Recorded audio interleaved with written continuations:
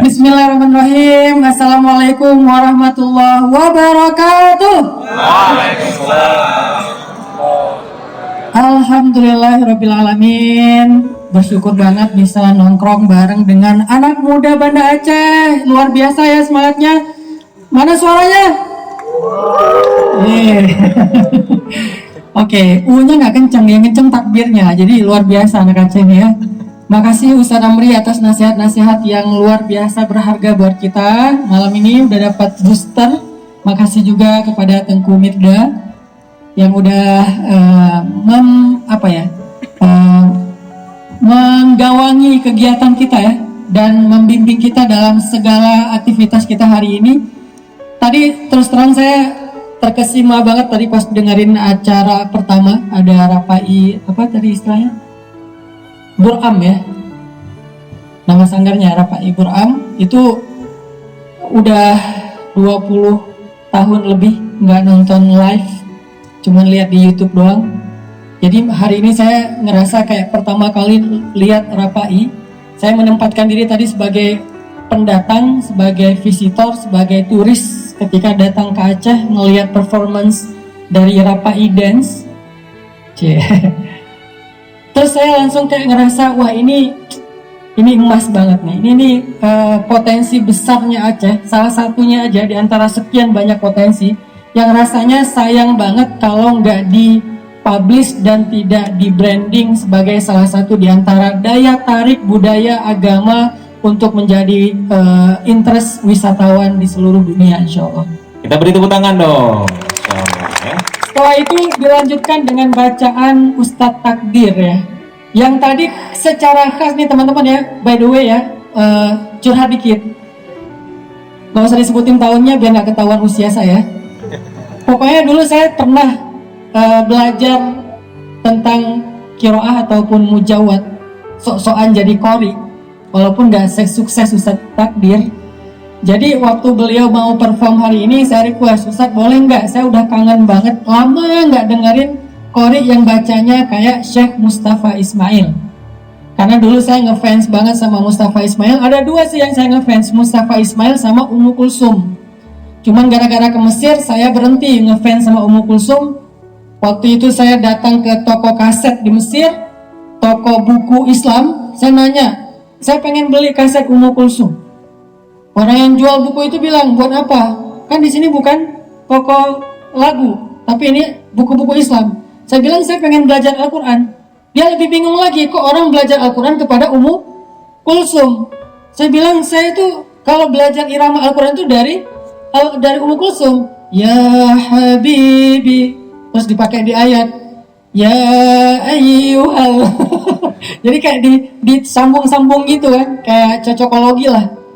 Ternyata saya dimarahin sama yang jualan di toko itu. Kamu itu istighfar, kamu taubat, kamu nggak benar baca Quran kok belajarnya kepada penyanyi pop Mesir. Oh gitu ya, saya kayak dengan polosnya akhirnya saya sadar, ya udah deh kalau gitu saya akan fokus dengan Mustafa Ismail. Alhamdulillah tadi Ustadz Takdir membaca Al-Quran dengan bacaan seorang qori legend sepanjang zaman, yaitu Syekh Mustafa Ismail. Barakallahu fiik Ustadz Takdir. Semoga Ustadz Takdir juga bisa menjadi inspirasi anak-anak muda se-Aceh Raya dari ujung timur sampai ujung barat agar menjadi seorang satu di antara keluarga Ali Dawud. Karena Nabi kalau dengar ada orang yang suaranya bagus seperti Abu Musa al-Ash'ari, Nabi mengatakan laqad utita mizmaran min mazamiri Ali Dawud. Kamu tuh dapat seruling Daud. Dan malam ini kita mendengar seruling Daud dari Ustadz Takdir, Masya Allah. Udah pada follow belum?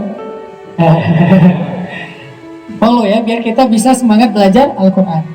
Oke, tadi Ustadz Amri cerita tentang, kalau gitu saya pengen nambahin cerita tentang gajah. Kalau sweet ya, kan tahu sweet ya? Semut lawan gajah menang siapa? Kok bisa? Itu pertanyaannya. Waktu kecil kita didoktrin, semut itu masuk ke telinga gajah, ya kan ya? Kok bisa masuk ke telinga doang, gajah mati coba? Padahal kita kalau kemasukan semut ke telinga, mati nggak? paling dikasih air glek keluarin lagi gitu kan ya, cuman gatal doang, cuman ngeganggu doang gitu, tapi nggak sampai mati. Tapi dalam filosofi Sweet, semut lawan gajah, itu gajah mati. Kenapa coba? Ada yang tahu nggak? Sama. Nah ini saya pengen cocokologi lagi nih. Di dalam Al-Quran ada surat semut dan ada surat gajah. Apa nama surat gajah? Al-Fil dong. Kan anak kaca bisa bahasa Arab semua ya. Anak uhibbu supermi. Al-Fil ya, Al-Fil.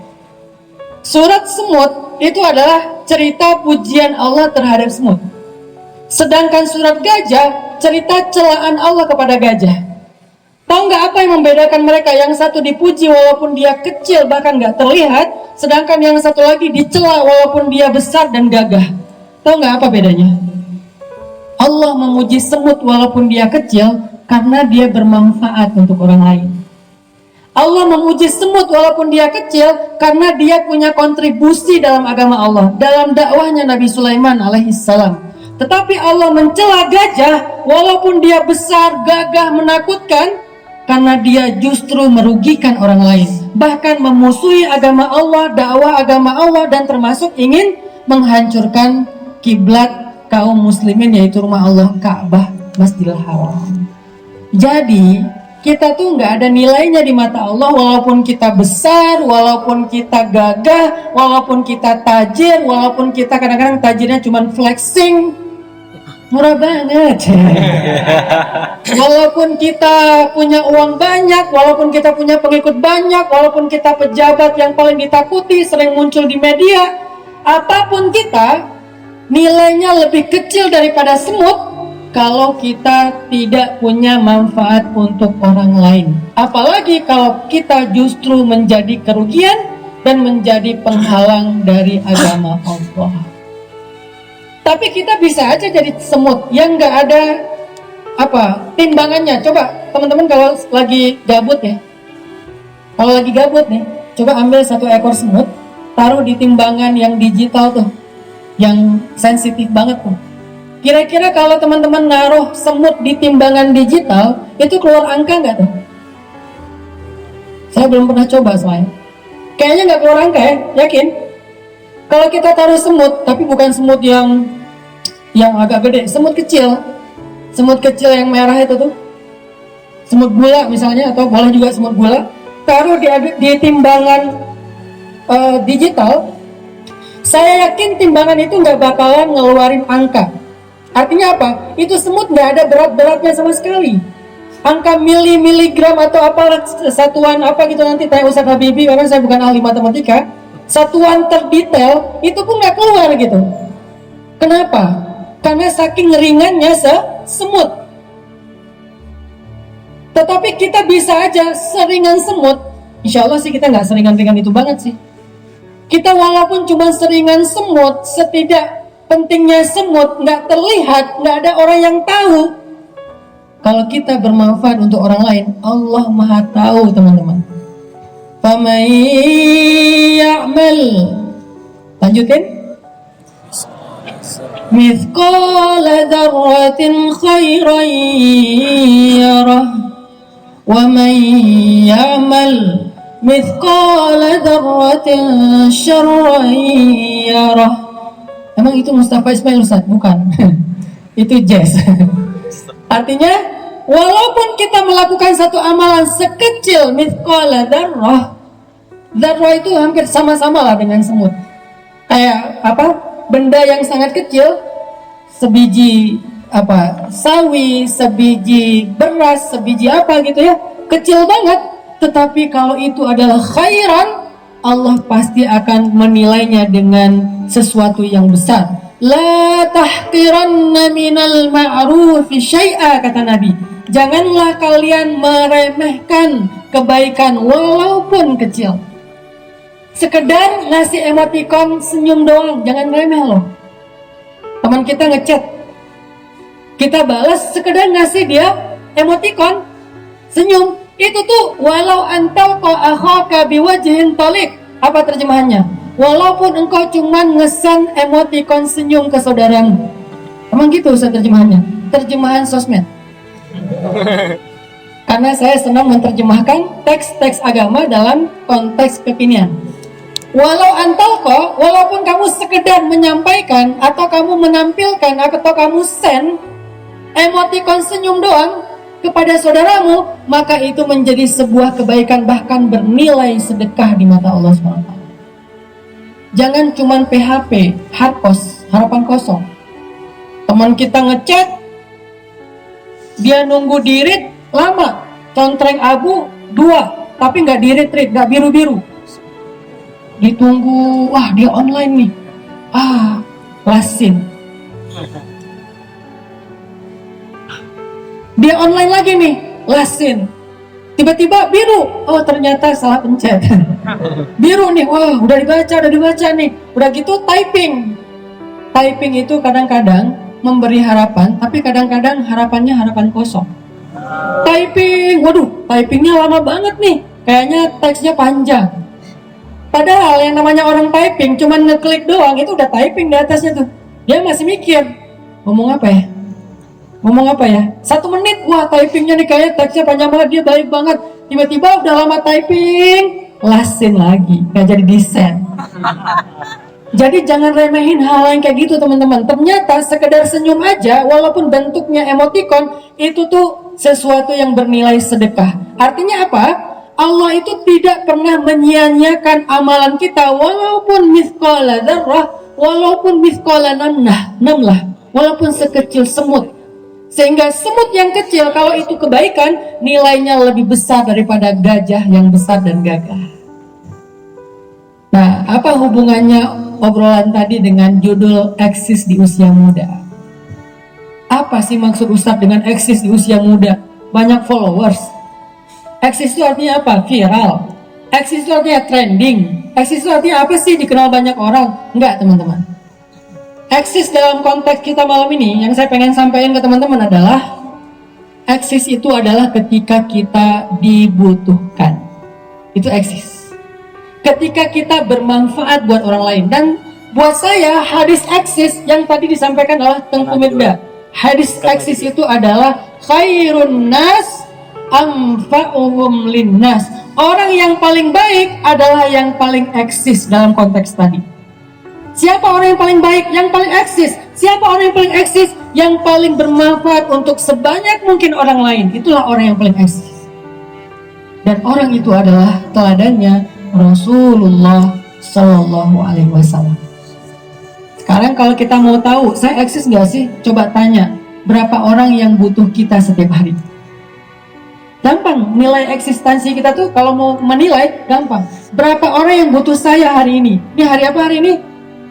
Sabtu. Udah ada yang minta tolong kita nggak hari ini? Bantuin gua dong. Ayo kawan dulu nih. Terjemahannya, bantuin gua dong sih. Ada nggak orang yang minta bantu kita hari ini? Coba yang udah ada yang minta bantu, angkat tangan. Jujur tapi.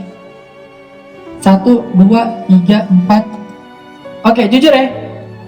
Kurang dari setengah teman-teman. Yang lain saya anggap ikhlas, nggak mau ngomong-ngomong. Ada Ustadz, tapi orangnya saya kan nggak riak, Tapi ngomong ke sebelah, gua sih nggak angkat tangan, lu aja yang angkat. Walaupun gua udah sering sih.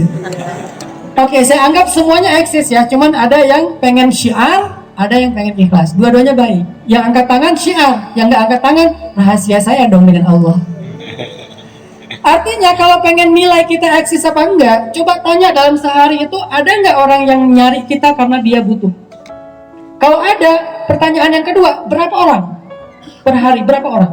Per hari ya, bukan seminggu sekali, sebulan sekali, setahun sekali, atau seumur hidup sekali, bukan. Setiap hari, daily, day to day. Ada nggak yang nanya kita karena dia membutuhkan sesuatu? Ada nggak yang miss call kita? Ada nggak yang ngechat kita? Ada nggak yang ngetuk pintu rumah kita? Ada nggak yang nge-DM kita karena dia butuh kita setiap hari? Kalau ada, berapa orang? Itulah gambaran eksistensi kita. Makin banyak yang nyari kita karena minta tolong, maka menunjukkan betapa eksisnya kita. Itu makna eksis dalam pemahaman yang saya yakini nih. Dan orang yang seperti itu, yang paling baik di antara semua manusia adalah Nabiullah, kekasih Allah, Rasulullah Muhammad Sallallahu Alaihi Wasallam. Orang yang paling eksis. Saking eksisnya Nabi, beliau bukan cuma eksis di masa hidupnya di dunia. Beliau adalah orang yang paling eksis di padang mahsyar. Ketika yang lain semuanya sibuk dengan urusannya sendiri-sendiri. Yauma yafirrul mar'u min akhihi wa ummihi wa abihi wa sahibatihi wa banihi likulli imri'in minhum yawma idzin sya'nun yughni. Cuman satu orang yang gak sibuk dengan dirinya sendiri, Rasulullah SAW. Jadi Nabi itu orang paling eksis sejati di dunia dan di akhirat. Sehingga kalau kita mengaku sebagai umat Nabi, apalagi anak muda nih, kita wajib punya agenda, saya tuh harus eksis kayak Rasulullah. Saya tuh harus eksis kayak Sayyidah Khadijah. Saya tuh harus eksis kayak Sayyidah Aisyah. Harus eksis bahkan di usia seperti Sayyidah Aisyah, usia belasan tahun udah eksis. Dan Rasulullah adalah orang yang paling eksis. Saya ambil satu cerita sederhana deh tentang eksistensi Nabi. Mungkin teman-teman pernah baca atau dengar juga nih. Nabi itu punya satu rutinitas nih, lifestyle. Setiap siang Nabi datang ke ujung pasar memberi makan seorang pengemis tua yang beragama Yahudi. Setiap siang beliau datang ke ujung pasar. Di sana ada seorang pengemis tua agama Yahudi yang duduk mojok dan udah tua renta, gak punya siapa-siapa. Nabi datang, ngasih makan, ngajak ngobrol, ngasih makan, ngajak ngobrol. Dan uniknya, orang itu setiap kali dia diajak ngobrol sama Nabi, dia selalu menjelek-jelekan Nabi. Lo jangan pernah ngikutin yang namanya Muhammad, itu orang sesat banget, itu orang pembohong, itu orang jahat, itu orang apa segala macam. Nabi sabar, tetap nyuapin. Enggak, ketika dia ngomongin Nabi, disuapin. Enggak, masih tetap lembut. Oh ya Pak, silakan makan nih ya. Nih. Nah, tetap aja loh. Oh gitu ya. Terus diajak ngobrol kan, orang kalau misalnya makan sambil ngobrol kan dia asik ya. Dia ngerasa kayak nyaman gitu. Sehingga Nabi itu orang humble banget. Sehingga sambil ngasih makan, sambil diajak ngobrol, nyambung, Nabi perhatian sama dia, beres itu, Nabi pulang. Besok datang lagi, lusa datang lagi. Setiap datang berhari-hari, berbulan-bulan, mungkin bertahun-tahun, dia selalu ngejelekin Nabi. Sampai akhirnya Allah memanggil Nabi wafat. Kemudian suatu hari Abu Bakar datang ke rumah anaknya, yaitu Sayyidah Aisyah. Wahai Aisyah, kan kamu tahu gimana Nabi dan gimana ayah. Kira-kira menurut Aisyah nih, amalan apa yang dilakuin Nabi yang ayah belum ngelakuin? Coba kamu kasih tahu ayah, biar ayah ngikut Nabi, biar ayah juga niru Nabi. Amalan apa yang Nabi lakuin yang ayah nggak ngelakuin? Kata Aisyah, wahai ayah itu orang yang paling baik dalam mengikuti Nabi, dalam mengikuti sunnah. Hampir nggak ada satupun amalan yang dilakukan Nabi kecuali ayah segera melakukan hal yang sama. Tapi ayah ada satu kebiasaan Nabi yang mungkin ayah belum lakuin. Apa itu wahai Aisyah? Nabi itu biasa memberi makan seorang pengemis Yahudi yang tua di ujung pasar. Oh ya udah berangkat nih. Abu Bakar berangkat ke ujung pasar nyari. Dulu nggak bisa Sherlock. Kalau sekarang kan gampang, nggak perlu nyari ya, tinggal Sherlock. Karena dia nggak ada Sherlock kan, dia nyari itu manual. Mana pengemis? Kelihatannya banyak pengemis nih. Yang mana nih? Akhirnya nemu. Pas nemu, duduklah Abu Bakar sebelahnya. Orang itu karena dia buta, tua. Dia nanya, kamu siapa? Saya orang yang biasa datang memberi makan bapak. Bukan kamu bukan dia. Loh, kok bisa tahu? Cara nyuapinnya beda. Kalau kamu bukan nyuapin, nyiksa. Kok bisa? Orang yang biasa nyuapin saya, sebelum dia memberikan saya roti itu udah dicelupin ke dalam air supaya lembut, lalu diberikan kepada saya, sehingga saya yang giginya udah ompong, mudah mengunyahnya. Kamu roti masih kering, kamu masukin semua ke mulut saya, hampir saya sesak nafas dan kesedap. Oh, terus siapa kamu sebetulnya? Saya Abu Bakar, sahabat dari orang yang selama ini memberi kamu makan. Siapa orang itu? Rasulullah SAW. Menangis laki-laki tua ini, dan akhirnya dia sadar dia selama ini menyakiti orang yang sudah berbuat baik kepada dia, tetapi kebaikan orang tersebut tidak berkurang sedikit pun karena sakit hati. Dia nangis, singkat cerita dia masuk Islam. Inilah gambaran eksisnya Nabi, teman-teman, di tengah-tengah masyarakat. Sekarang pertanyaannya, di mana kita dibandingkan dengan Rasulullah SAW? Ada nggak rutinitas yang kita lakukan di mana kita membantu orang lain? Akrab ingin memfasilitasi kita secara berjamaah untuk melakukan itu, teman-teman. Keberadaan Akrab nih, saya pulang dari Bandung ke Aceh, saya nggak bilang pergi ke Aceh ya, saya bilang pulang ke Aceh. Saya kalau jalan ke Medan, saya bilang saya pergi ke Medan. Saya pergi ke Lampung kemarin, saya pergi ke Pekanbaru, saya pergi ke Jambi, saya pergi kemana misalnya, tapi saya pulang ke Aceh. Dari Bandung saya pulang ke Aceh nih, tujuan saya cuma satu, saya pengen mendukung akrabnya Ustadz Amri Fatmi, supaya anak muda Aceh bisa eksis dan menjadi khairun nas anfa'uhum linnas. Itulah misi utama Akrab, teman-teman. Pengen memfasilitasi. Gimana nanti Ustadz, apa programnya? Gak usah teman-teman yang pikirin, Ustadz Amri yang pikirin. Kita ikut aja imam. Imam baca Al-Baqarah, ya sabar. Alif Lam Mim. Waduh, salah jamaah. Satu-satunya surat yang kita ikhlas banget dalam sholat, surat Al-Ikhlas.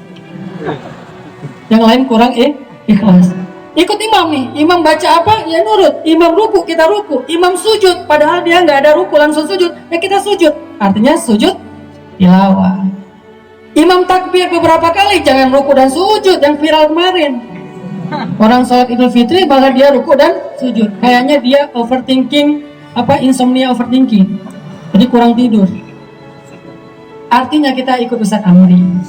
Ustadz Amri bilang, yuk mulai minggu depan, teman-teman yang pengen nongkrong bareng dengan Ustadz Amri di masjid kecil ini ya Ustadz ya, dalam kajian rutin, wajib membawa sampah. Wah, aneh, kajian bawa sampah. Bukannya membuang sampah, bawa sampah. Misalnya ini cuma contoh ya, bawa sampah. Caranya kalian ambil sampah di rumah kalian, plastik dan kardus, kalian rapiin, udah kayak nyetrika baju, tapi jangan pakai setrika karena plastik pakai setrika tahu sendiri ya. Plastik kalian lipat, keringin dulu, kalian lipat, kemudian rapi, kalian bawa ke masjid. Nanti kita bikin program, kata Ustadz Amri, namanya program sedekah sampah. Wah, sedekah sampah. Selama ini yang kita tahu sedekah harta. Sekarang sedekah sampah, kok bisa? Karena sampah di Aceh, saya baca nih, satu hari Banda Aceh itu menghasilkan 208 ton sampah. 70% adalah dari sampah rumah tangga setiap hari, 208 ton per hari. Sehingga ketika kita mau bikin campaign lingkungan, dakwah yang harus menginisiasi itu, maka Ustadz Amri akan bilang, kita bikin sedekah sampah. Siap. Sampah aja bisa bernilai lebih daripada uang 10.000, 100.000. Karena saya udah melakukan itu di Bandung, dalam satu kali kajian kayak gini nih, kita setiap hari Rabu dulu sebelum pandemi ada kajian rutin, nongkrong di masjid, itu bawa sampah, nilainya tahu nggak berapa? Ketika kita konversi dengan rupiah, kita berikan ke bank sampah, kemudian mereka nanti diolah lagi, nilainya satu kali kajian itu 6,5 juta, 6 juta rupiah, 6.500.000 rupiah. Satu kali kajian dari sampah doang tuh. Dan sampahnya baru kita ambil 2 jenis, plastik sama kardus. Sedangkan di Jepang yang nggak beriman, mereka punya satu kampung zero waste, di mana mereka sudah mampu mengolah 36 jenis sampah. Zero waste, bukan less waste. Artinya kita ikut Ustadz Amri, pengen bermanfaat. Biar ulama yang memikirkan, kita nurut. Nanti apa yang dipikirkan ulama, kita tinggal ngasih support. Bentuknya bisa ide, bentuknya bisa skill, bentuknya bisa harta, bentuknya bisa fasilitas, bentuknya bisa waktu dan tenaga, apapun. Kita ikut Akrab. Ustadz Amri bilang, siapa yang pengen ikut kajian, nanti kita akan tolong bawa makanan 1 bungkus. Bebas, apa mie Aceh, martabak, roti canai, sikameng, apapun lah kalian bawa tuh, 1 bungkus ya. Terus ngapain? Gak usah tanya. La tas'alu an asya intu bedalakum tasukum. Jangan nanya kalau belum dikasih tahu. Bawa aja tuh. Udah beres gitu, beres ngaji, yuk kita nyebar. Beres ngaji nyebar nih, cari orang yang kira-kira membutuhkan. Mungkin abang beca atau siapa yang kayaknya belum makan siang nih, bagi. Kajian akrab bagi makan siang, karena misalnya kajiannya pagi nih, bagi makan siang sebanda Aceh Raya nih, keliling teman-teman, ada yang naik motor, ada yang jalan kaki, udah jadi kebaikan. Itu syiarnya tuh keren banget tuh. Tinggal nanti anak-anak media, wah ngambil beauty shot, ngambil close up, ngambil apa, di branding. Bukan pengen ria, pengen jadi inspirasi. Akhirnya rame tuh, jadi tren. Itu yang kita lakukan di Bandung. Akhirnya program akrab menjadi tren di Banda Aceh, di Aceh Raya, sampai se-Aceh, sampai se-Indonesia. Akhirnya kita menjadi man sanna fil islami sunnatan hasanah. Siapa yang di dalam Islam membuat tren positif, maka dia dapat pahala dari setiap orang yang mengikuti. Terus gimana caranya Ustaz biar bergabung dengan akrab? Nah, silahkan teman-teman sekarang coba pegang handphonenya lagi, buka IG. Ini ada kajian suruh buka IG, ya kayak gitulah kajian saya. Coba buka Instagram, search akrab.in, akrabin, akrab.in. Nah, di bio akrab.in itu ada satu link Google Form. Ya, ada? Yang akhwat nemu? Ada ya? Kalian follow dulu. Follow saya dulu dong. Kalian follow dulu akrab.in. Udah gitu kalian cek di bio, itu ada Google Form. Masuk dalam, klik di situ, nanti keluar Google Form. Itu cara kalian masuk akrab. Daftar. Terus kalian dapat apa Ustaz kalau saya nanti udah masuk dan ngasih data saya, nomor handphone dan segala macam? Kenapa harus ngasih nomor handphone? Karena kalian ketika nanti ngeklik itu masuk ke dalam satu grup yang saya ada di situ. Insya Allah saya akan membersamai kalian. Ana ma'akum aina ma kuntum. Bukan wahuwa ya. Saya bersama kalian nanti di situ tuh. Di dalam grup. Ngapain Ustaz bersama dengan Ustaz dalam grup? Insya Allah saya, Ustaz Amri, nanti kita akan bujuk juga Ustaz Abdul Somad, akan memberikan konten motivasi setiap hari untuk teman-teman semuanya di grup itu yang gak ada di konten yang lain. Nanti kalau ada 7 Ustaz, berarti satu Ustaz jadwalnya seminggu sekali ngasih konten 1 minute, 2 minute booster dan segala macam. Berarti setiap hari ada tuh dari saya. Nanti kalau udah berjalan beberapa lama, kita tambahin lagi menunya, bisa ada Q&A.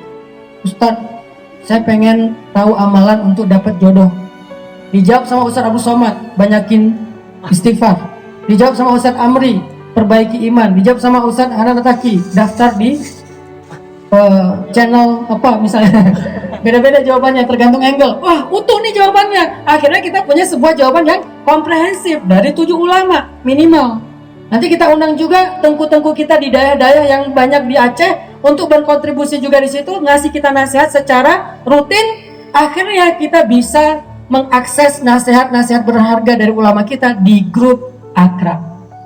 Itu benefit yang kalian bisa dapatkan, dan benefit yang lain bisa update kegiatan akrab. Kita bakal bikin kegiatan ini, bikin kegiatan itu. Insya Allah semuanya positif.